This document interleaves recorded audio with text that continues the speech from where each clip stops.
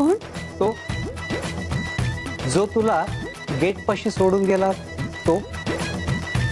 म्हणजे तुम्ही बघितलं? हो. आणि मम्मानी? नाही. थँक गॉड, सुटले. नाही नाही, म्हणजे तू चिटणवीसांच्या घरी गेली होतीस ना? पप्पा हो, खरं तर मी जाणार नव्हते, पण त्यांच्या आजी एकदमच आजारी पडल्या म्हणून म्हटलं भेटून येऊ. खरं सांगायचं तर मला राहवलंच नाही. ते ठीक आहे, मलाही वाटलंच होतं, पण मामाशी असं खोटं बोलून जाणं बरोबर नाही. पप्पा आय एम सॉरी, पण मी तरी काय करू? म्हणजे मी तिकडे गेले हे मम्माला कळल्यावर तिला वाईट वाटलं असतं म्हणून खोटं बोलले. खरं तर मला पण हे चुकीचंच वाटलं. तुला तुझी चूक पटली ना? अगं आलं बघ सगळं त्याच्यामध्ये.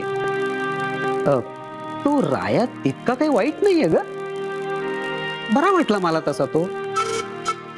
हो, बरा आहे तसा. बरा आहे का चांगला आहे? एकदा बोलव ना त्याला आपल्याकडे गप्पा मारायला. कशाला उगाच? पप्पा तुम्हाला नक्की काय वाटतंय हो? नाही नाही नाही नाही, मला काही वाटत नाहीये. आपण तो गप्पा मारायला घरी आला ना तर मला बरं वाटेल.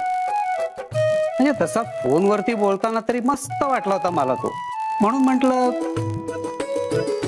ठीक आहे, सांगेन तुमचा निरोप त्याला. आठवणीने सांग बर का. हो. पप्पा रिया आली होती ना, कुठे गेली? आहे ना तुझ्या रूम मध्ये. हे प्रांजल पण मानलं बर का तुम्हा दोघी बहिणींना. अगं रियानी मामा समोर तुला इतकं सगळं व्यवस्थित सांगितलं ना. Great great. हो पप्पा, पण I am really very sorry. मी यापुढे खरंच नाही बोलणार खोटं. नक्की? नक्की. घे बरं माझी शपथ. पप्पा आय लव्ह यू.